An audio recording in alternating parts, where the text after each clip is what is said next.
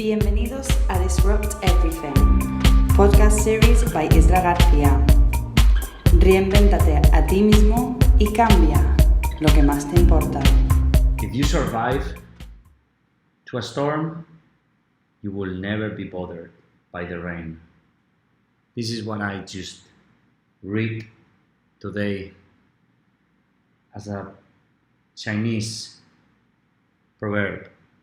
And here we are in Tulum, not bothered by the rain. And let me tell you that it's been raining today. And we've been walking through while raining. It was fun. It was interesting. We were just having a bath and cleaning our clothes. Today, as you guessed that today as I'm talking in English, it means that we have an international guest. Today is a new episode, a new date with disruption, with reinvention, with disrupting normal, with changing paradigms, and finding ways of doing what we do, but in a different way, with purpose, with excellence, with humanity, with vulnerability, with respect, and also with inner strength. I'm Isra Garcia, and you are here in the place to reinvent and disrupt yourself, and then disrupt everything. And today, we have an exciting, promising, disruptive, and really talented guest. Today we have Mooers. Pleasure to be here. Absolutely. Thank you for having me on, and I'm really looking forward to this. Welcome to the Disrupt Everything podcast series, Woody. We are thrilled to have you. So let's go and make it happen. Disrupt everything. Si no puedes pensar más grande, piensa más ridículo. So, who is Woody Mooers? Woody Mooers, I'm saying it right? Yeah. You know, my rusty English sometimes is tricky. You got it, man. Woody, as he's named by friends and colleagues and people that is close to him, is founder and chief executive officer of Outpost. Woody, what is Outpost, Woody?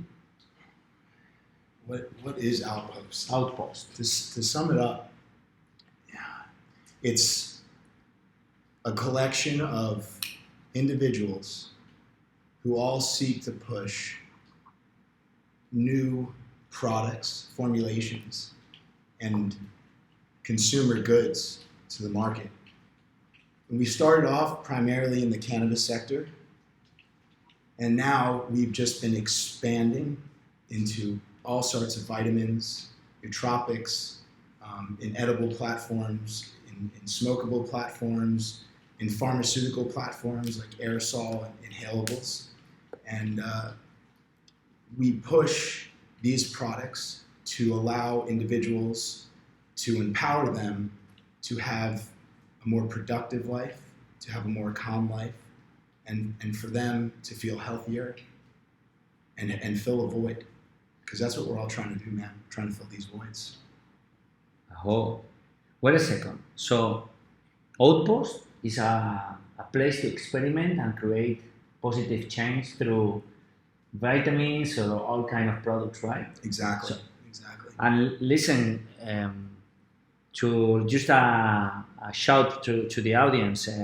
I'm invited by Woody to create a new product by the trainings with my experience and his knowledge. We might create something together. So excited.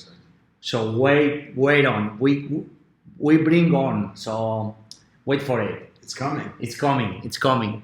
So Woody also specializes in the development of cannabinoid infused products and has demonstrated history of success working in the cannabis and industrial hemp industries. Woody is adept in all aspects of cannabinoid extraction, isolation, and conversion, and has consulted for some of the largest cannabis companies in the world. He has a deep understanding of cannabis-related chromatography applications, including potency testing, THC remediation, splitting fractions of minor cannabinoids, and pesticide remediation. Woody excels in new products development, driving custom formulations and brand development for clients, and also an Outpost. Woody focuses on business development, driving the company to grow into new market segments, and also leading new product development and forging new client relationships. To sum up, we are talking about a force of nature in the cannabis industry, but also I can tell you that we're talking with a force of nature on the sub-disciplines field, and all the endurance and also in the pushing myself beyond the limits area. I could demonstrate that, and I could be there when we were training together, sharing moments, sharing big experiences together that I've been sharing this here in Tulum. So with, I guess, 27 years old? 26. With 26. So all this you've heard, Woody has accomplished in only 26 years. I cannot imagine when you double that, where you'll be and what you have in your biography. But it's exciting to see now, and will be exciting to have you in 26 years to have another interview with you. Hopefully sooner. Hopefully sooner, for sure. Woody, with such an eclectic and exciting life, short but really, really, really eclectic and exciting and intense life. So this is one of the podcast doesn't characterize itself by asking the same questions to every guest, but there is always one question we ask to every guest, and it's the first one. So with this life you just lived, you are living, and the work you've done, the project you work on, all the things you started, finished, what would you say if I ask you to put your life in a timeline and fragment this timeline in the most important highlights? What would you say that those highlights would be? Yeah, it's funny. Starting from we can start all the way from the beginning. Exactly, your early memories. The first real love I had with developing and creativity was with my mom. She's the one who made me love art, love design, and learning composition, texture. She used to take me up. I grew up in North Jersey, in New Jersey, in the East Coast of America. And up there we had a nature reserve called the Ramapo Mountains. It was an Indian nature reserve. She would take me up there and we'd hike to the top and we'd sit down. She'd take a notepad out and we'd start drawing. She'd say, go pick something in nature and bring it back. She'd put it down in front of us and she'd start drawing. I would sit there and I would watch her. And it was this, I learned patience, I learned respect for nature, I learned that you can make a mistake and you could always either erase or fix it, or sometimes the mistake looks better than the original. That was my real first-hand experience with art and design, like I was saying. And then from there, I kept pushing and pushing forward. The next real influential individual in my life was Greg Emery. He was actually my art teacher and lacrosse coach. he taught me about frustration, and about pain, and about pushing yourself, whether that be on the field or in the art room. It was him who helped guide me to follow the expressions that I wanted to focus on and the mediums. And then from there, I met Ed Beaver. Ed Beaver is a big proponent in the Waldorf schooling system. It's very nature oriented. And he created a program in a camp called the Nature Place Day Camp. It's in Chestnut Ridge, New York. And at that program, I learned to truly connect with nature. Do the things that make you feel uncomfortable. Walk through the mud and get dirty and stay underneath the stars for hours and hours with mosquitoes biting you, and just to just fall in love with the uncomfortability of being with nature, because it's only uncomfortable because someone told you, hey, if you're dirty and you're muddy and you're tired and you have stuff all over your face, well, then you should be uncomfortable. But it was in that camp that uncomfortability became your lifestyle. And then fast forward, I went through college trying to explore myself and figure out what I wanted to do. And, it came naturally, understanding cannabis, when I met the influential individual, Tim Drennan. I was 21 years old at the time. Tim was a graduate from MIT, and he had a very big background for a company called Native Roots. And Tim had taught me fractional distillation. We call it a short path system. It's very similar to a still system that you would see for like mezcal or tequila.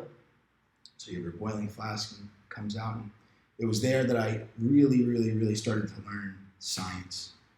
So now I had a love for nature and an understanding of science. And I started to, without even realizing, start fusing them together. And it just became very fluid and natural. Cannabis being a plant, a female plant, I started to connect with it, understand. And from there, I just gained notoriety very quickly because I just couldn't put it down. I would travel all over. I'd travel to Colorado. I'd travel to California. I'd travel up to Oregon. I'd go all over the place to consult, to learn with these companies. And those are the guys who really changed my life. They, my mom, Ed Beaver, Greg Emery, and Tim Drennan. Those are some of, you said, what are the points chronologically to break down? And it was those individuals who added those chronological points on that timetable. Not necessarily something that I felt, but it was when I was with them that I remember.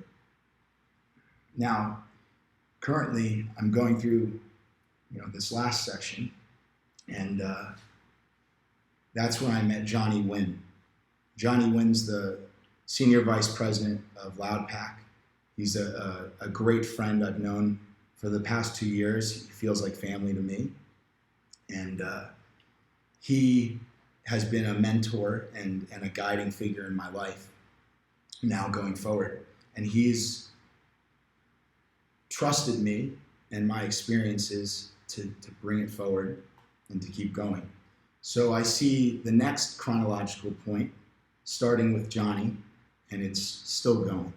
So I'm excited to see where he brings me next. Before going with Johnny and go with the other ones also, I would love to ask you how to love nature. How to love nature. That's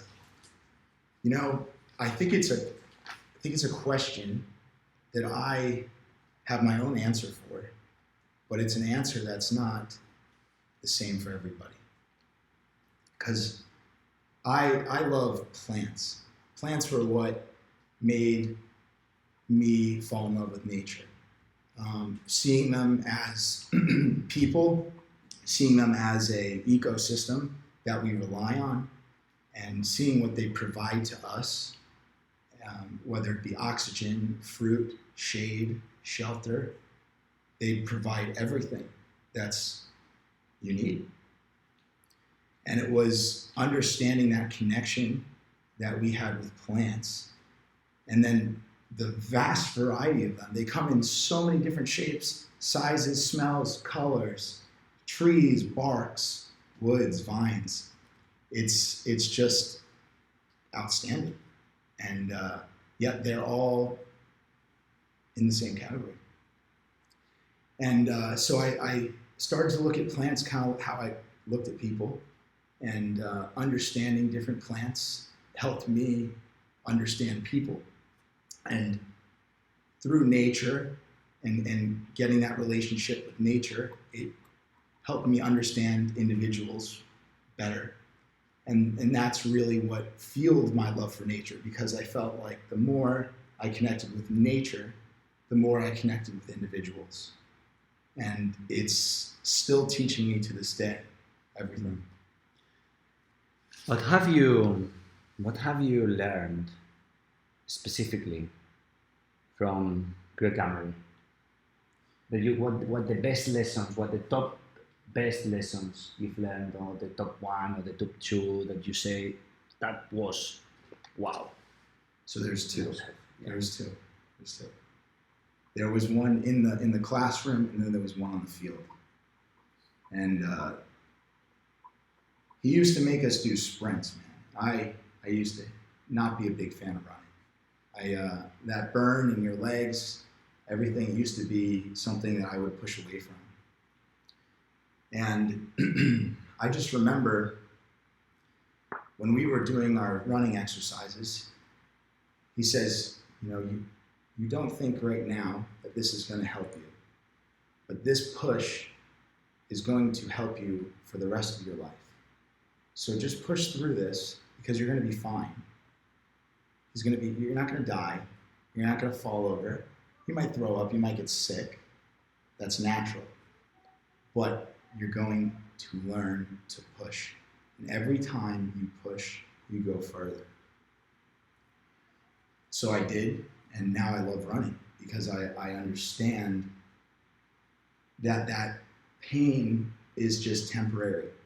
It's not truly there. It's just your body saying, I can't do anymore, I can't do anymore. But it's just your mind saying that. Your body has so much left. So much left.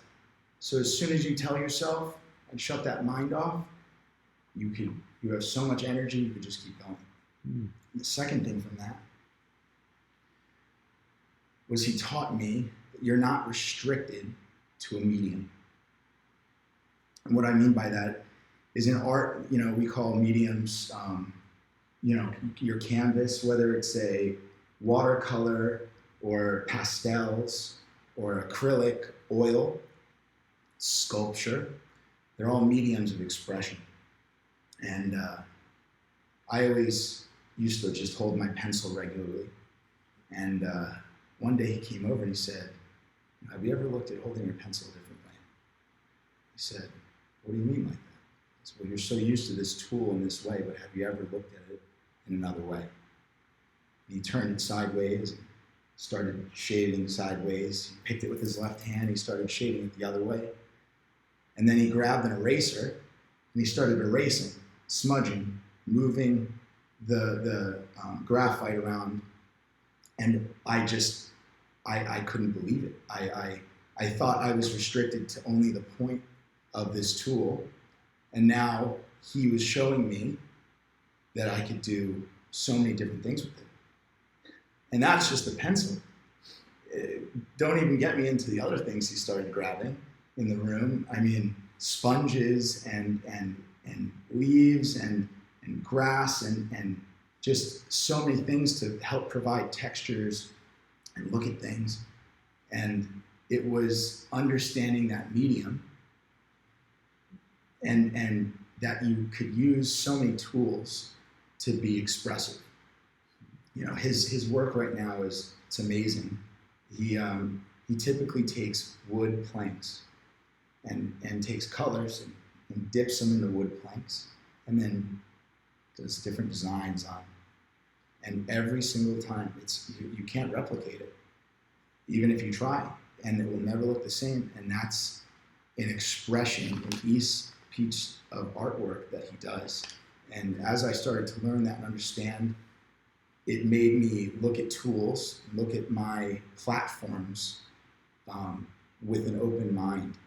I didn't feel as restricted to having to use a specific platform in the way it was designed, because one person might have designed it that way, but it doesn't mean that that's limited to that. There is a book, it's called A Beautiful Constraint, that talks about this. I mean, the constraint is our friend, not our enemy, because it's a new frontier for seeing things in a different way, right? Yeah.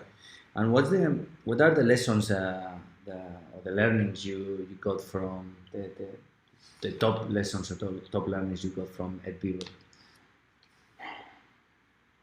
So Ed Beaver, you know, he's a funny guy. He used to do these skits, like amphitheater and skits, and he used to bring the funniest characters into them. And I just remember sitting there, and at first I was just like, this guy is so crazy. Like this is like, how is he doing this in front of all these people and he's not embarrassed? And then as I just started to fall in love with the skits and the story and everything, it was like a campfire story. They don't have to be serious. They could be fun and playful and make no sense, but yet they still somehow make sense. And it was that where I learned to express myself and not be scared of an audience and a crowd, and just be okay. If you want to dance, dance. If you want to laugh, laugh. If you want to run and scream and cry, you shouldn't ever feel restricted to the area that you're in. And what's the best way to do so? You have to put yourself in it. You have to feel that uncomfortability, the same way in running. When you feel that uncomfortability and you want to push away from it and you want to stop, but it's only when you keep pushing through that you'll realize that nothing bad's going to happen to you. It's dealing with that, and I hate to use the word dealing with. You're not dealing with it, you're actually living it. You're living that uncomfortability, and it's amazing, because that's when you really live, because you drop your ego, you drop judgment, and you could just be there present in the moment and enjoying yourself. And that's the most influential thing that I took away from Ed, and still to this day, running that camp program, when I go back and I visit and I see them do these skits, I light up, because I see everyone captivated in the room. And you'll see some of the kids who are just like, wow, I can't believe this guy who's older than my dad is dressed up in this giant bird costume or doing all this stuff. And it's in that moment that they get it. They get that adults could be just as funny and just as ridiculous sometimes as kids. And that's important, because as you get older, you want to control the way people see you, and you want to project an image of yourself, and you shouldn't have to do that. You should just be okay with who you are. And what have you learned from Tim Ryan? From Johnny. And you say about Tim, you met Tim. Oh, Tim. There it comes John. Tim pushed me to understand reactions. I loved science, but I never applied in school the way I should have. And Tim started making me love science, and it was through reactions in chemistry that I started to understand the connection between things. How energy, heat, acids, things can manipulate substances and molecules and even change them. And I just found that fascinating. It was like magic. It still is like magic to me. And, the first time I saw him take just this gross cannabis, this just something that I would have never looked at as useful. I would have thrown it out. He said, there's still good things in here. You just don't see them.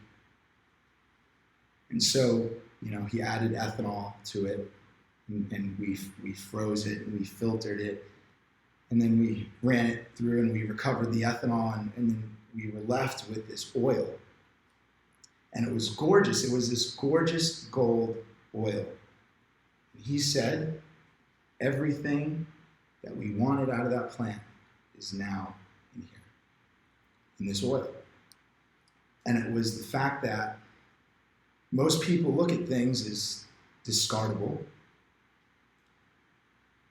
It wasn't until I understood this concept that even if it appears like it's done or finished, there's nothing truly done. You could always squeeze something out of it, or you could always get that last drop. And then even then, it's not done. It just recycles. And it's part of the cycle. It's part of, it goes back, and you use it as a fertilizer, and you reactivate the carbon into the organic matter, into the soil, and then it does it all over again. And it's a cycle that he taught me how to respect and bring the human element into the cycle. Because, plants, they do this, and they do this cycle all by themselves whenever they want, without us. They don't need us. But it's when we are incorporated into that cycle that real magic and real cool stuff can occur, because the human element is now mixing with the plants, and you're getting a symbiosis of nature. What's the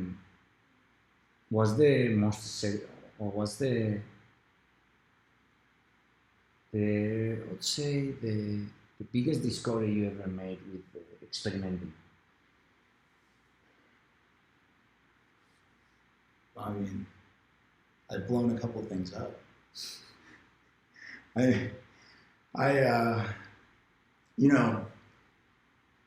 When you experiment, the beauty of it is you don't know what's going to happen. And that can be dangerous, but it also could be beautiful. And, we have understandings of things. I'm not saying that we just start throwing things at the wall under unsupervised conditions. We have all the proper safety measures, but once you have that in place and you're comfortable to really experiment, you could open things and create things that you never thought would have happened through that pathway or that system. I don't have a formal understanding of science, like a degree in chemistry or organic or synthetic. I come from advertising, come from marketing mainly, and I was really just these mentors are what taught me everything. And it's through experimenting that you don't need a degree. we have people come in all the time, and these guys who came from crazy backgrounds in pharmaceuticals and chemical engineering, and they are trying to get the same outcome sometimes as us, and they approach things with such a structured understanding that it limits them. And so their experiments are all, textbooks experiments, this. But when you don't have a textbook and you don't understand it, you truly have to draw your own. Exactly. You just, hey, we'll see if this works. I'll see if this works. Oh, that didn't work. We'll try this. We'll set up 10 of them. We'll add this one at this time. We'll add that one at that time. And it's I've had people come into the room. In fact, I've even had those engineers come into the room and say, that's not going to work. Why would that work? That doesn't work. It's not part of yet it's actually the thing that worked. So I found that being able to experiment without a restriction of an understanding is almost more development, and things could occur. It's like you look back at all the old individuals, Thomas Edison, Leonardo da Vinci. They didn't have degrees. Thomas Edison, yeah, but they had education, but it was very less guided. It was, and then they said, hey, I'm going to approach something new and experiment. That's what they did. Leonardo da Vinci with the body and the understanding of the anatomy. Thomas Edison with his understanding of electricity and currents. No one wrote a textbook on this stuff. They were there in self-discovery.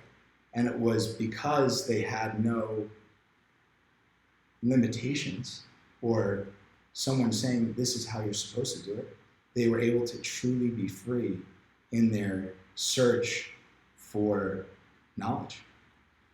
And so what steps or what process do you usually follow to experiment and to create and to develop things? Yeah.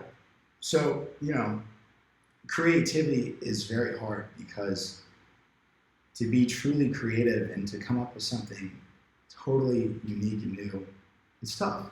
So, you start with some understanding of some things, right? I know that a reflux, is a boiling flask with a Vigoro, and we're using heat and a condenser on the top so that, and we'll perform a reflux. A reflux doesn't have a restriction to the solvent that you use to anything. So when you just pick different ones and like you said, experiment with them, you can open things and open and create using a basis, but truly creating something new. Because you look at white papers, you look at published articles, and people will have things that they did. You could start off of them, then you can continue. Mm-hmm.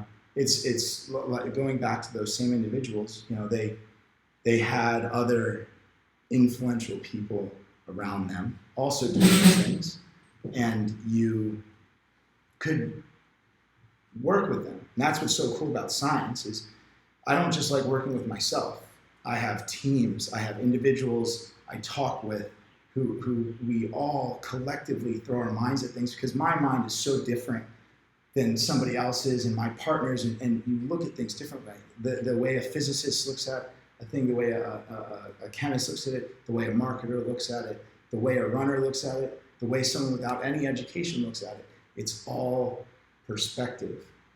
And with science, the most important thing is to get as much perspective about it as possible, because then you could really start to morph and mix and guide and really break the restriction that typical, scientists seem to be guided by. A lot of them, they don't like sharing because they want it to be proprietary to them. it's I was listening to this Bob Lazar thing, and he was talking about his experience with Area 51. He said, we had these technologies that we were analyzing, and it was such a closed communication between our scientists that it really stunted our development, because you can't debrief with somebody. And it's in debriefing with an individual that sometimes they could say, well, have you tried this? Have you tried that?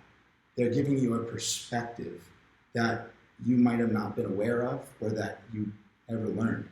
And so it's collaboration. That's one of the ways I've been able to push so far, especially not having any degree. I had to collaborate with the best minds ever, and they helped me create a platform and a method that I use when I attack things scientifically now. And what's the method, and how do you collaborate? So you need to write everything down. We usually write everything. Anything that you see or witness, you either write it down or you video it. And that's really important, because we'll conduct experiments multiple times thinking that we understood what was going on. For example, there's this one experiment that we do where we change a specific molecule into another molecule. And in order to do that, you have to have factors in the environment to be extremely, extremely fine-tuned, as well as catalysts and other things involved. But when we first did this, we weren't thinking about, the atmosphere and the water in the room and the humidity. So for the first time we did the experiment, everything went great. And then the next day, I mean, this was in Florida, so it rains a lot. The humidity went really What you high. were trying to experiment with? We were experimenting with the conversion of CBD into another molecule. And we were working, and the first one went absolutely amazing, right? Everything came out right. And then we said, all right, let's do this again at a little larger scale. We did it in something that had a little bit more headspace. Humidity was in there, and the reaction completely failed. And we're all scratching our heads saying, we did everything completely right. And so I'm sitting there. I call my buddy, and he goes, well, what was the humidity in the room the first time you did it? I don't know. He goes, maybe you should do it again and mark it down. So we did. It came out right. The humidity was very, very, very low. And we did it again. We would keep coming upon fails. And when we'd hit the fails, we would see that it was always contingent upon higher humidities. And so it was like, wow, this is something that we didn't even consider, because there's no water used in the reaction, but it was still present in the environment. And we had to be aware of it. And it was because we observed and we wrote everything down, and then we collaborated with individuals. We told other people, hey, this is happening when we did this is happening with this. We were sharing knowledge. And it was knowledge that, costs a lot of capital to perform these experiments. So, obviously there's hesitation from partners to be so collaborative, but it was after they kept seeing us go through the same process and identify these compounds and keep moving forward and keep pushing the industry forward that they were like, there's no risk to share it. Especially if you find individuals who love sharing back. And that's how I've gotten some of my closest clients and friends. Sharing and collaborating with them. Sharing and collaborating. So the method is writing everything down, share knowledge, and collaboration. What's the you highlight your relationship with Johnny Wayne really closely, and it looked like he made a big impact in you. So how is being this impact, and how is he's impacted in your life, and in what manner, and What have he brought to you, or what were the gift? Yeah. Johnny brought back one of the most important things that an individual could have, and that's trust. When I started my first company, I was thrust out of it after raising it to very, very solid revenue streams and connections. And the individuals took advantage of me because I was young. I had very little resources. How old were you? I was 22 at the time. And I actually left school to go endeavor on this company. And I worked on it for a year with barely any pay, just an apartment. And, you know, at the end, once we had secured some very large contracts and did some things, they threw it across the table and said, hey, man, you know, you're out. And we don't need you anymore. And, you know, I had two options. I could try to fight them or I could try to rebuild. And, you know, I had to ponder it a while. I was at a very dark place in my life. I was extremely sad. My family actually wasn't speaking to me at the time because they were concerned about the fact that cannabis and it was earlier on before the stigma of how everything is now. And so I didn't have a lot. I didn't have a lot of support systems. And, you know, I started going to consulting, and that's when I met Johnny. And how did you meet him? We had the chairman of Loudpack's board, Ben Shaul. He's you know, a great individual, great guy, and he found out about me in the cannabis sector and wanted to set up a meeting. He invited me to his house in New York, and I came and we sat down and we broke bread together. And you know, he said, I want to introduce you to Johnny. And Johnny's background had a much more intensive background in cannabis and growing and understanding of that. And so Johnny and I immediately connected. And at that time, I was wanting to go out of private consulting and start my own company. It was actually Johnny who, I mean, he gave me a very significant amount of capital to start my company. And he didn't even make me sign a piece of paper. He just said, here you go, let's see what you can do with this. And wow, yeah, he trusted me. And I never had someone throw that much trust. And I myself was very broken at the time because I didn't have a lot of trust for other individuals because of how fresh that other experience was. But now, here's a guy who gave me, you know, basically the resources to start a new company and didn't ask for anything in return. He just said, when you make your money back, just give it back to me. He didn't ask for equity. He didn't ask for a favor. He didn't ask for anything. He did it because he saw something in me, and he trusted that. What do you think he saw? You know, I've never asked him. I think he might have seen himself, because as I've come to get closer to Johnny, he seems like he has a very similar experience with, you know, his early 20s, like me, trying to build things for himself and not wanting to work, you know, the corporate America and building for yourself and creating. And I think he resonated with me and saw that, and he took the chance. And I, you know, it's something I'll always thank him for.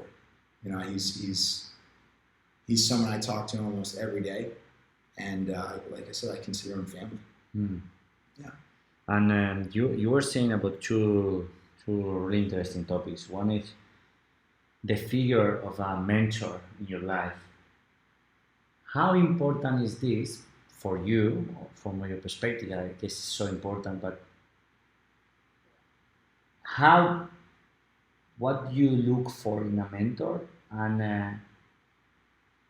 what do you look for when you're looking for a mentor, and how do we know he's a good mentor? Yeah. No, that's it's interesting because when I first thought of a mentor, I thought, no, let me just find the most successful person I could find and try to learn what they're doing. And I started to do that, and I started to realize that not everyone who's successful is happy. And it was, in fact, some of them hate their lives. They absolutely despise it. And I started to see that to find a mentor that resonates with you, you have to find somebody who absolutely loves what they're doing. Because if you don't love what you're doing in life, you're not doing it for the right reasons. You're doing them because there's a monetary gain or a psychological gain associated with them. When you do something you love, it's so fluid, you don't even feel like you're gaining anything from it. You just feel present in the moment. I always look at gain as a future tense. To gain is a future aspect. But to love and to live is a present moment. And so when people are truly loving and living what they're doing, that's when you really can learn from them, because that's how you'll gain happiness. Not out of the gain of the value that you might achieve, but of the love of what you're doing. And not all mentors have to be the same. If you have a race car driver who's a mentor compared to if you have a scientist who's a driver, it doesn't mean that you have to be a race car driver. They could teach you the passion to want to do what you love. And that's what's really important. As long as the mentor is teaching you that and guiding you in that direction, then you have a great mentor. Mm. You gave some insights on the consulting, and we were talking the other day. You gave us, you shared like a really good insight. So, what is because you were jumping from coach to coach to save your situation, and also doing external consultancy for other clients. So what are the most useful advice or the things that were really valuable and helpful to you when you were a consultant, and when you are actually, you still consult some companies? So what is the critical elements for a successful consultant from your perspective and experience? Yeah. Well, you need a whiteboard. Like a whiteboard is the most crucial thing. Really? Yeah. Oh yeah. And this is because people are visual learners. You could speak, but people really, really, really resonate when they can see, when they can touch, when they can feel. And that's what a whiteboard brings to the equation. I'll sit on whiteboards at these facilities for hours and hours and hours, never even touch a computer or piece of paper. And it's because it's a very vertical platform, almost like a screen that you're looking at. And you have a large amount of space. And what's cool is you could erase. So if there's something that you want to rework or redo, you just erase and put a new one there. So it's not really restrictive in the fact that you have total free reign of if you want to draw, if you want to do an equation, if you want to write something out in a language, you have all these, just like paper, but it's so that the masses can see. That's why I love whiteboards, right? And as I started doing consulting, there was failure, a lot of failure. And it's because not everyone sees things the same way. And so it was figuring out how to, and this was the same way, I was talking about connecting with plants and individuals. It's the same way you have to connect with a plant. If you go in and you try to overwater a cactus, you'll kill it. You go and you water it every day, it will shrivel up and it will drown. But if you go to the opposite, like basil, you need to water that thing every day, a lot of water, because it loves it, bamboo. And so it's understanding what people need and their wants and their desires. Plants need sunlight, they need nutrients, they need fertilizer, they need CO2. And people are the same way. They have things that every individual needs, and they can be very different. And yes, you could categorize people into similar subspecies, just like plants. I have to water this person some more. I have to talk with them more, right?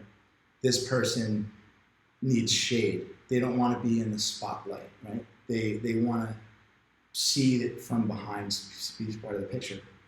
So it was understanding this in consulting that really made me grasp how to do it properly.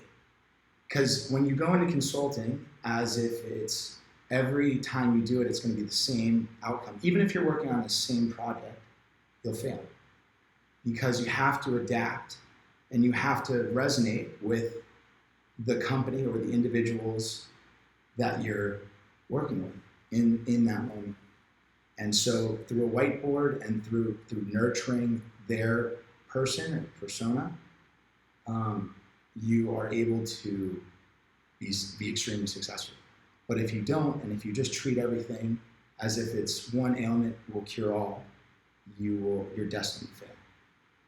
Any other aspect you might consider? Patience is always vital, because people don't always grasp it at first. And so sometimes you'll have to explain 4, 5, 6, 7, 20 times. And if you get frustrated with having to say it, if you've ever had a conversation with somebody and somebody has to say what 3 times, you can almost watch them get frustrated, right? It's like, what? It's like, I don't understand you. It's like, relax. What don't you understand? Don't get frustrated. Just tell me how I can help. And so it's getting the patience to deal with other people's frustrations. That's extremely important, because just like nurturing them, you're going to go through a path where you might think you're giving them what they need, but you have to listen deeper. And that's when you could truly understand, all right, this is how I'm going to make this breakthrough. This is how I will explain it. And I've had SOPs.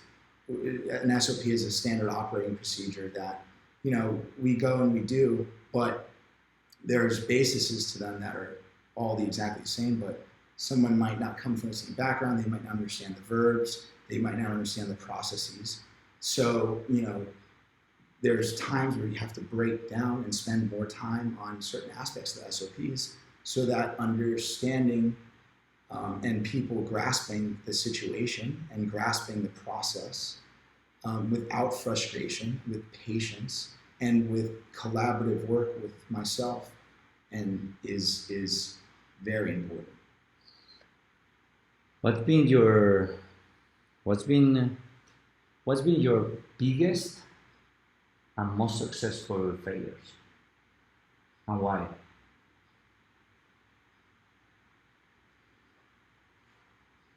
Biggest and most successful. The biggest failure I did was when I left school to do this first company, and I told my parents, I went into it like I thought I was invincible. Right? I said that will never, and they said they warned me. They told me, hey, make sure you cover your grounds, make sure you do all this. And I said, you're crazy if you think that this will happen. I know what I'm doing. I know everything.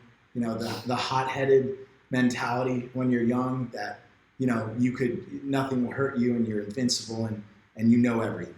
And that going into my first project with that mentality was the biggest failure I ever had. And at that same time, it was also the most successful failure. Why? Because that was the company where it got taken away from me. Everything I work on got taken away from me. But it was that I learned a lesson so early on in life that you have to protect yourself. You have to make sure things are fair. And you have to feel that sometimes you could be vulnerable. Because then you can take a new perspective and you can see, if you approached, a cliff the way a bird did, and you said, oh, this bird can fly right off, I'm gonna jump right off and fly. Well, you're gonna end with a very, very, very bad situation, And so it's sometimes seeing that you have vulnerability. Oh, I can't fly. I can't do what this individual is doing. I'm not this individual.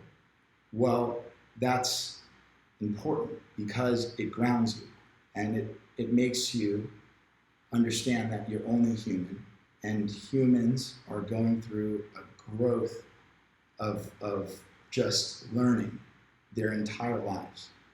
And to think that I had everything and I knew everything at 22 years old, well, I was an idiot.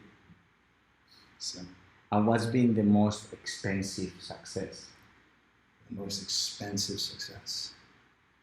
Well, I spent a lot of money on these chromatography machines, and they didn't do shit. We're starting to use them now, right? Like, if Johnny's hearing this, I hope you understand we're using them now. But at the time when we got them, I was so excited. I thought this is how we're going to do it. Everyone else was doing it this way, and we spent a lot of money on this technology, and then it wound up not being anything that it was supposed to be. The application didn't work. Shout out to Buki for selling me these things because I wish I had a little bit more understanding of how to use them. You guys told me that they would do this and they don't, but we'll get back. Yeah. So, we've learned them more. It was not necessarily they didn't do what they were supposed to do. It was a scalability and it was and we spent a lot of money, a lot of resources and time, effort, and we didn't achieve the results that we wanted. And so it made us look back at the situation and say, okay, how could we figure this out ourselves? And we did, actually, just through experimentation. We thought that an individual and a company was going to give us the sweet method, the sweet sauce, the fix-it-all. And we put so much enthusiasm into that. We didn't realize that if we would have just looked at it a different way, we could have figured it out. And so we got these machines and they sit there in our lab doing nothing right now. We're just starting to understand utilization of them in other ways, which is great. I don't feel as bad about the purchase and about the loss. But for a while, I had all my partners look at me. I had other partners look at me like, dude, what did you do? And I felt a lot of pressure. So what it made me do is it made me understand that excitement is something that is an emotional response to sometimes a monetary gain. And if you treat excitement like that, well, it's just the same way, I talked about the other things, you're destined to fail. And excitement needs to be more personable and more internalized. And if you're getting excited for the wrong reasons, you have to take a step back and say, why am I getting excited? Is it the easy way out? Is it something that really is I'm excited about, or am I just excited that I'm not going to have to do the work now? And so it was through that understanding of this mistake that I learned that even when I'm excited and I think that I figured it out, step back, analyze, collaborate, share, and see. Powerful. What's the worst advice that you ever received, and why?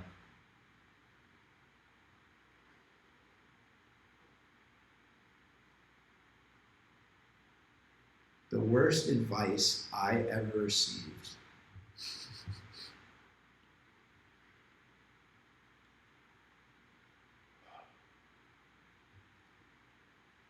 I really hate when people say you can't do that. And I don't think it was an individual person who said this. I can't remember if it was individuals, but I've had people throughout my life say, you can't do that. And that's advice, They're saying, oh, you can't do that because your body limits you, your mind limits you, your physical attributes are not good enough to do that.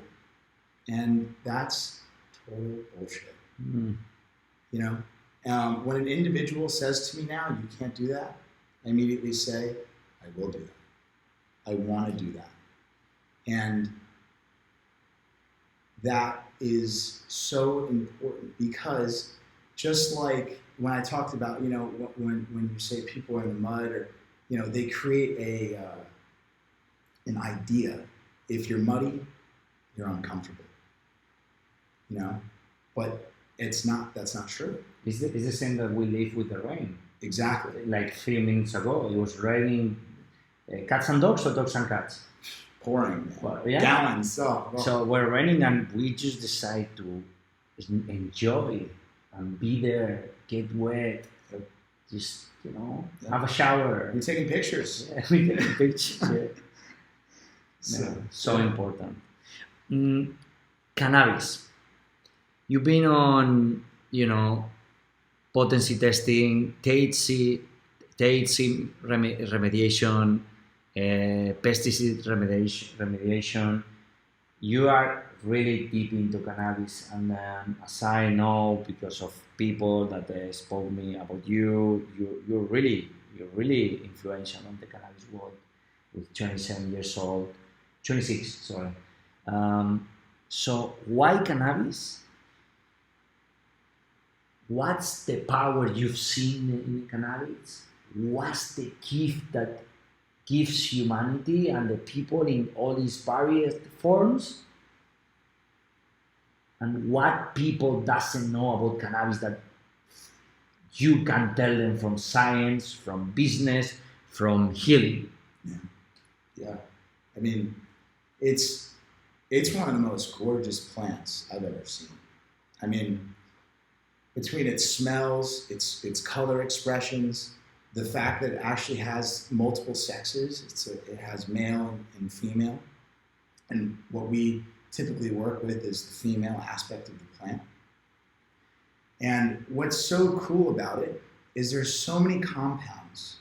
There's THC, Delta 9, Delta 8. Can you explain THC? Yeah. So they're called cannabinoids, and they are active compounds in strains of cannabis. And certain strains express the compounds in higher doses. So, for example, the 2018 Farm Bill classifies industrial hemp as a plant that has a dry weight material of less than 0.03 or 0.3. And with that, it's classified as industrial hemp. But if it goes over that threshold, it's considered cannabis. It's all or it's considered marijuana, or they call it hemp cannabis. It's all part of the same family, cannabis sativa. And we have these different compounds. CBD, helps with inflammation. They've shown it be linked to helping reduce seizures. That's how you have Epidiolex, which is one of the FDA-approved drugs on the market right now. And now, with all these different compounds and ailments that they can help with, like CBN helps with sleep, Delta-8 helps with pain and vertigo, you could utilize them in the same way we use traditional, pharmaceuticals. However, the toxicity that they have on the body is so much less, if anything, next to none. That they are doing to the body. I mean, you take Advil in high doses, and you could destroy your liver. Wow. And it's much easier to hurt the liver with, ibuprofen than it is with, any formats of cannabis. And I'm not saying that you can't. It's not that you can't take too much. There's a balance between everything. Right? But I feel more comfortable if I have pain and I want to reach for something to reduce the pain. I would look at cannabis as a way of reduction and helping me, because it's natural, it's a plant, than going something synthetic and pharmaceutical. Because your body isn't meant to have that other stuff in us. Our body has an endocrine system, basically an endocannabinoid system. And it has a lot to do with our hormonal balances. And when you take cannabis, you stimulate, you massage, you move the system to be more in line and to be more connected. And it's through this plant that you could really connect with that system and your hormones and see the way you want to express it in your life. If you want to sleep and you have trouble sleeping, you take CBN. And it's going to help naturally create a circadian rhythm that resets you and gets a deeper sleep. Whereas Delta-8, we see a lot of people use it for pain because, unlike Delta-9, which makes you extremely lethargic and tired, Delta-8 seems like people who have pain, daily could consume it, but then function and have a total reduction of pain. And it was the same thing with vertigo too. I mean, it was given to patients who were under chemotherapy and had tremendous results in terms of their ability to retain food, their appetite, and the way their body might reject certain things and create convulsions and vomiting. It suppressed all those negative, side effects that would occur alongside chemotherapy treatment.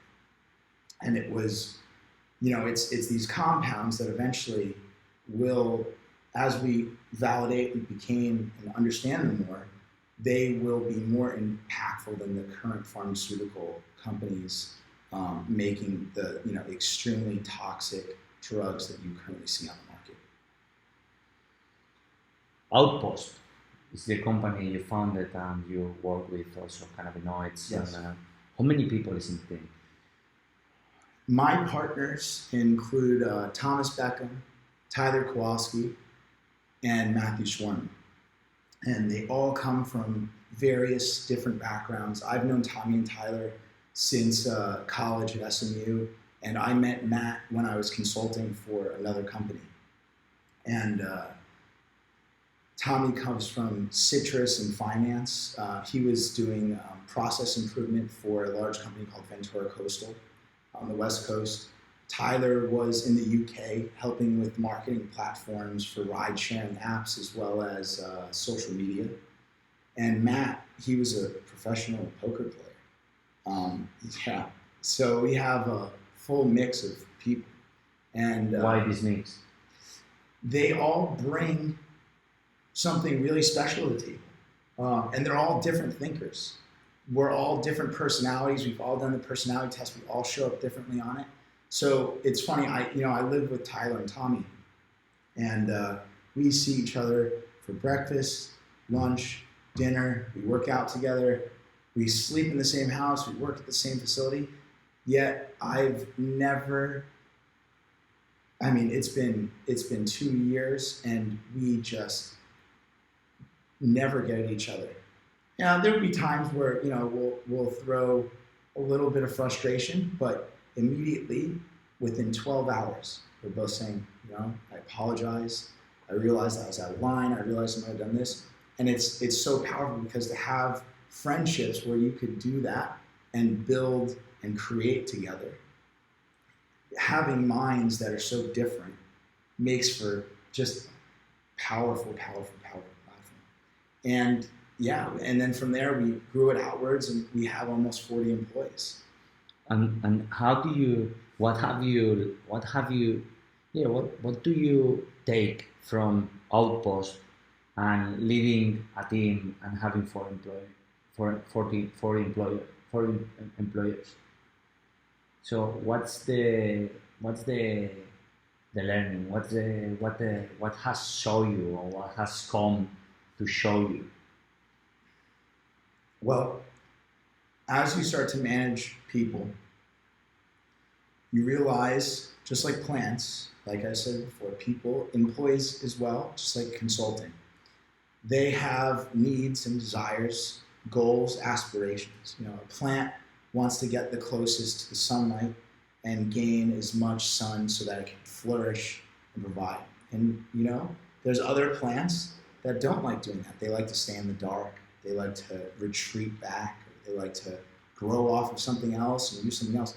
People, same way we were talking before, they're the same way. There's some people who like, being part of a community, like a colony. There's people who like to be individuals, and then there's like for people to, just interact different. And when you have employees and when you have this, it's the same way that you manage them, the way we would do the consulting. And you have to listen to them, and you have to be patient with them. And it's in that patience and that connection that they will resonate with you and give you the same expression that you feel towards your company. And that's really what we want in our employees. It's hard when you're working for someone else. It doesn't feel like it's yours. So we love when our employees express creativity in their own ways, and we absolutely push that. How do you push it? We ask them all the time, do you have any ideas?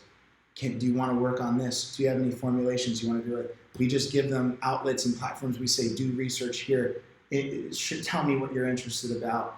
Do you have any products that you've been thinking of that might be cool? And the amount of people, whether it be we've had individuals who work on the production floor just packing gummies who have come to us with ideas of how to do specific protectants for the body and all this stuff, because they say, hey, I use this at home and I love it, and it's something my family used forever. And I'm like, well, what is it? What's the vitamin? Tell me about it. Why does it work for you? What do you think it would work with? And we sometimes are creating products with employees that are not even part of R&D. They have a totally different role in the facility, yet because of their experience and their journey through life, learning what works for them, we want to listen and hear about it and bring it forward. And yeah, they love it. If you were to choose the most important thing that you that has transformed you, what will be? The most Or the most, the thing that has most transformed your life, you, your work? the most important thing, and I still think about it every day. I think about it all the time. I'm just so glad that I didn't build it. We built it, my team. I'm so glad that everybody trusted each other.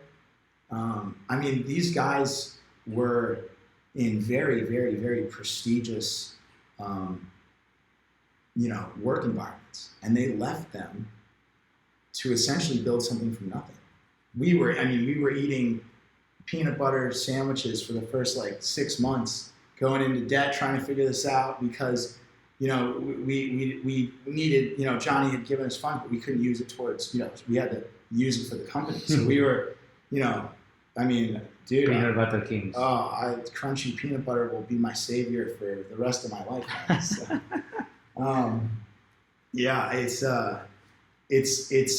I'm most grateful and appreciative of my team and who they are and how we grow together and how we all have so much trust for each other. Just it feels like an absolute unit and family.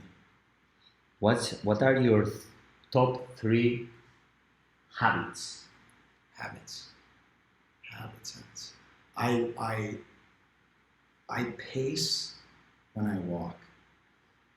And it's so funny. So many people, they're like, I'll start on a phone call in the conference room, and I'll wind up at the other end of the facility, 15,000 square feet later over there, pacing in the bushes because I need to walk.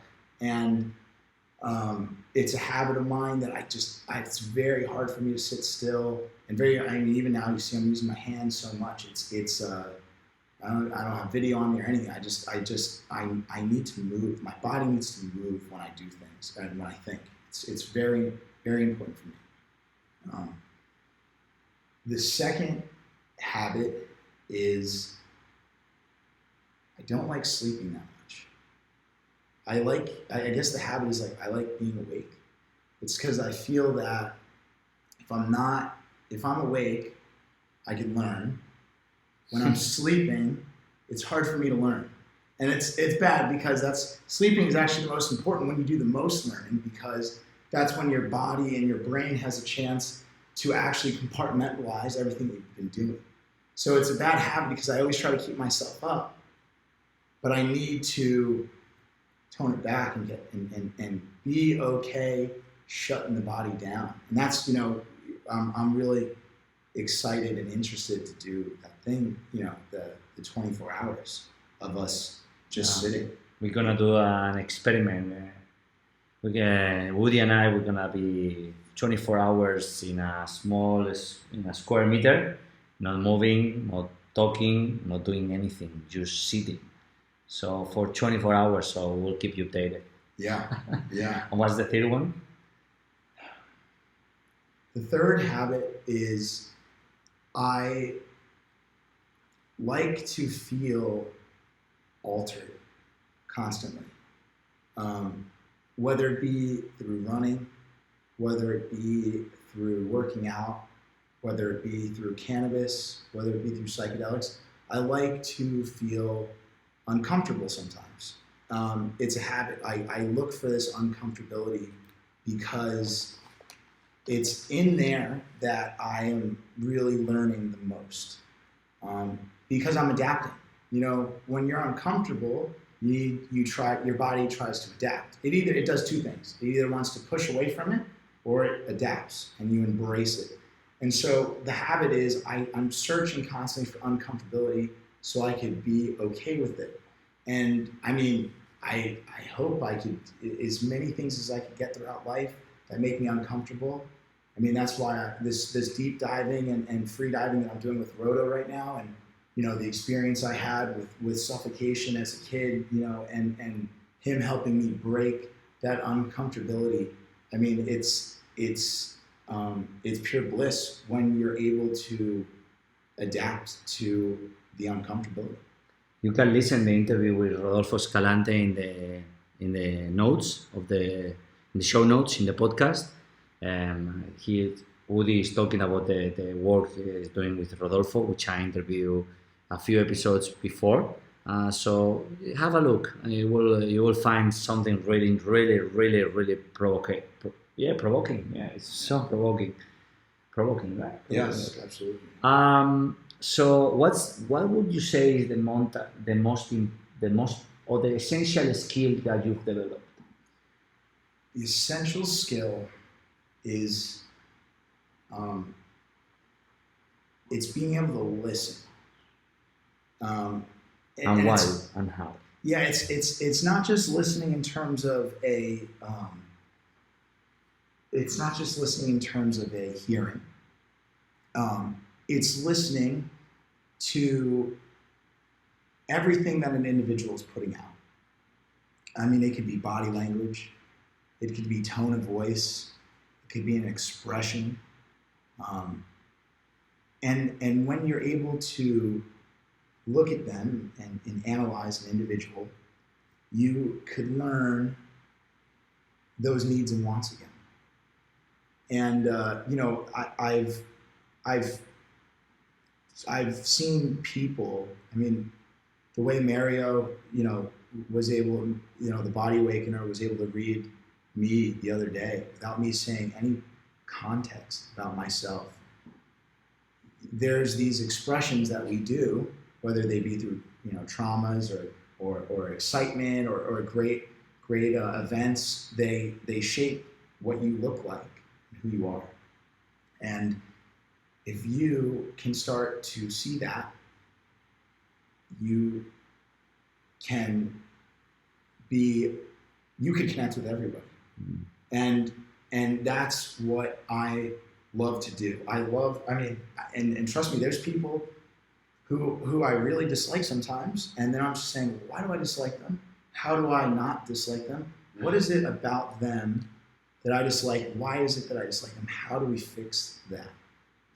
And you start to realize that it's not that empathy. Yes, exactly. And it's not that you dislike them, you dislike something that they are putting out because they dislike something. And it might remind us on you. Yeah. And sometimes when you show them that you understand and that you care, truly care, that, hey man, dude, you're not alone. I might not have been through this, but dude, I've had some shit happen to me and we're good because I get it. That's the most important skill, that I really like to bring forward. Let's go to the final part, rapid fire questions. Let's do it. Okay. What's the book that has impacted you the most? The book that has impacted me the most is by Chris Voss. It's called Never Split the Difference. Mm-hmm. Chris Voss was the FBI's lead negotiator for 7 years. He dealt with hostage negotiations, terrorist situations, and it's in this book that he talks about this connectivity between people. And it's very interesting because typically he had to do this over the phone, which is a very, very hard platform to do negotiations on. You don't see body language, so you have to really, really listen to their breath. You try to see the heartbeat. You try to the expressions, the influxes in the voice. And it was with this book that I learned so much understanding of how to read people and empathize and connect with them. Mm-hmm. And it's a book that I'll read almost once a month. Wow. I'm listening to the audiobook. It's something that everyone should have in their arsenal because it's really a life-changing book. The podcast you listen the most? The podcast I listen to, the most regular podcast? Joe Rogan is up there. He's great mind, super funny individual. Any episode that you highlight? There was one that he did with Rob Zombie. Rob Zombie is a horror film maker and a heavy metal band musician. And, he talks about, Rob talks about his experience in his early life as a teenager. And he was very, he was bullied, he was made fun of, kids looked at him very differently.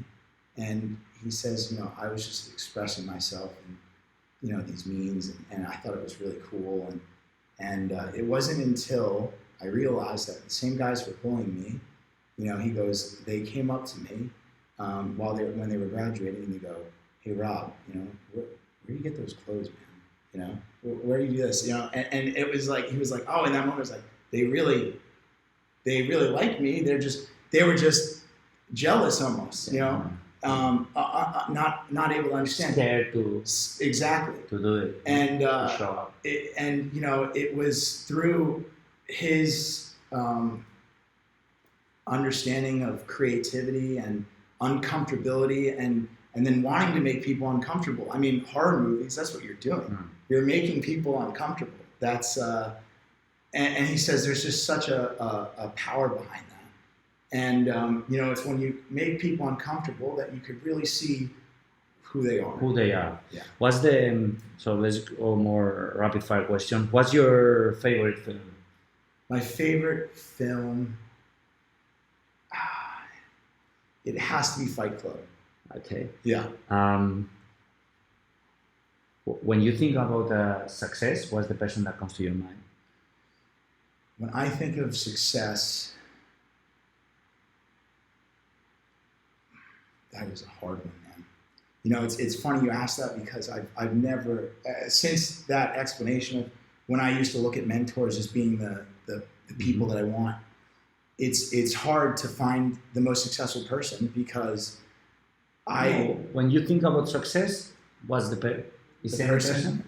I mean, people think Jeff Bezos is, success. He runs Amazon. He has all these things, but like something, when I look at the guy, I don't know. And maybe because I need to sit down with him some more. And any person that comes to your mind? No? Yeah, it's tough. That's a tough one, man. And failure? When you think failure, any person that comes to your mind? I have to put Hitler on that one because he tried to. Who? Hitler. He tried to control. I like that. And he tried to push everyone in an image that he saw, and that was his whole forming taking out a genetic line and everything. And he was the opposite end of the spectrum because he didn't even make the chance to try to resonate with other cultures. He just assumed that his ideologies was the best, and that was the most closed-minded person who was able to gain such power in a community. And it was crazy that he had so many people convinced about this. And what truly showed that he was wrong is that all the other cultures came together to fight it. Yeah. And look, you got broken. And that's definitely the biggest failure, biggest person who had the ability to do something great. And he chose to do the most naive, stupid thing with it. Mm-hmm. If you have to say a dream out loud, what dream? I want to go to the moon. I will get to the moon. It's a dream, maybe not yet, but I'll get there. Mars is the next one. I hope Elon Musk tunes into this and he hears, I'll set up for a flight program and he wants to send me out there. What's the thing you feel most proud of? I'm proud that my family, when I said I didn't talk to my family for about 13 months, and now my mom works for me. She works with me. She's a facility director, and she absolutely crushes it. And I'm glad that my family is proud of me now. And resonates with me because there was a large portion of my life where I was very confrontational with them and I didn't connect with them the way I should. What advice will you give to everyone who is listening to this podcast? What non-requested advice, because no one is requesting advice. Yeah. Get uncomfortable. Get really uncomfortable, because you'll start to see it's really fun. It really is fun, and I mean, you'll realize things like when it was like the first time when I tried cannabis, I actually freaked out. I freaked out. I called my buddy. I was like, dude, my heart's bumping out of my chest. What's going on? What's going on? And then it was, after realizing everything was okay, I wasn't gonna die, I then became comfortable with it, and now it's what drives me forward. If I would have stopped that night and put it away, I would not be the person I am today. What if you were about to choose the title of this interview? What title will you choose? What headline will you choose?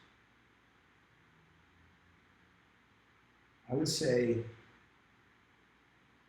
empathy or connection. And I say that because I feel like the constant theme that we've been talking about a lot is, using plants as a way to empathize with individuals. And when I say that empathize, it's understanding the needs. And when you're able to understand the needs and gain the connection, that's when true building could occur. And that's when you have breakthroughs. Who do you recommend me to interview next for the podcast in the series? I would really, really, really like to hear Eduardo Castilla. He's he's the owner of Habitas, or he's one of the partners of Habitas, and I've been fortunate enough to meet Eduardo, and he's in a band and a music artist as well, and the minds that are in that group, the way they're able to fluidly, they do something, the unspoken word of connection through music. And it's a platform I myself haven't been able to explore as much. I love it. I wish I could play. And so to hear how he does that and connects with his group, his team, same way I connect with my team through words, I would love to hear how he does that so effectively.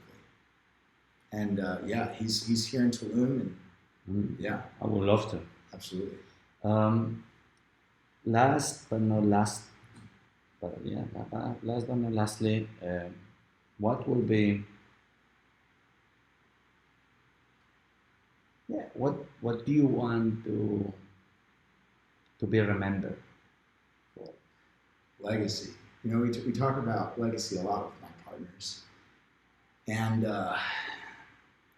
I've had so much talk about this with people in the community, within the cannabis community, and leaving what you're leaving for everybody.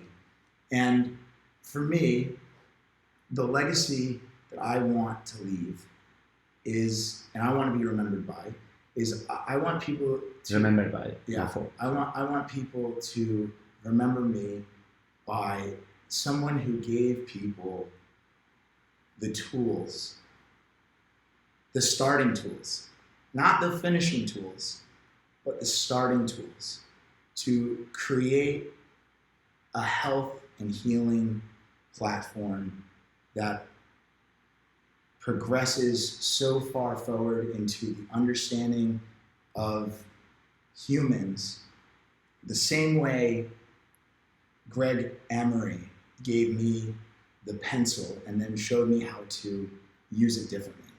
I want to empower individuals to change their lives with my products, but then teach others what I'm doing so that they can try to utilize it themselves.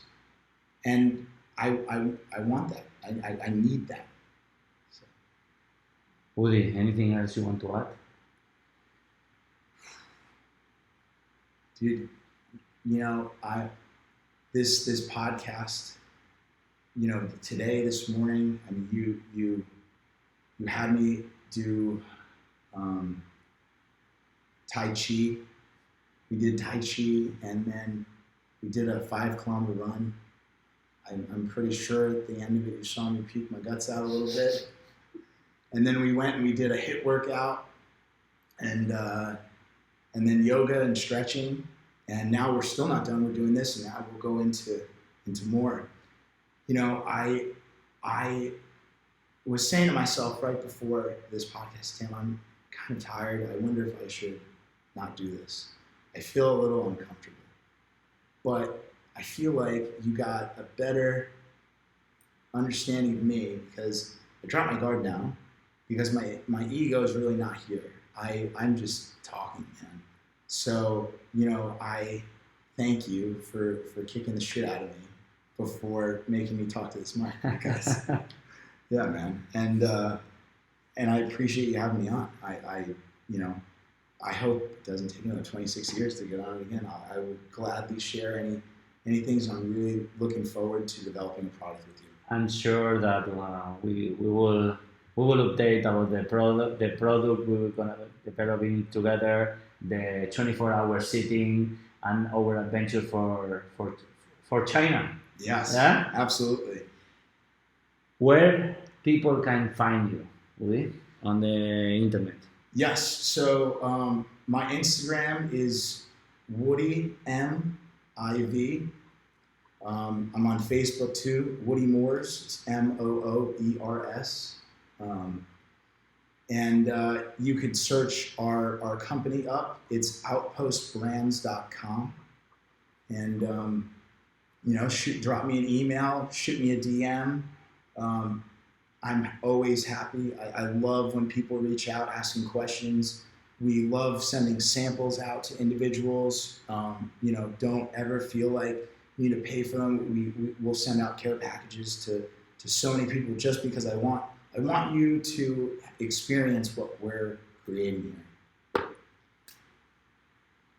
Thank you so much for your wisdom, because there is wisdom in your 26 years old man. Practical wisdom. Thank you for your generosity. Thank you for your soul, for adding to the world, for changing paradigms, for pushing the envelope, for going forward, for going this extra mile and then going another extra mile and then another and then another and then another and then open paths that other people can follow and create new tracks that lead to new places. And thanks for showing that experimenting is the way to live a fulfilling life. And I can't wait to see where this path together lead us, and also I'll be enjoying every step of your career, I'm sure. Thank you I'm really honored to have you in this podcast. Hermano, gracias. Thank you. Appreciate it. Absolutely. So, there you have one of the longest podcasts we ever had. Amazing, isn't it?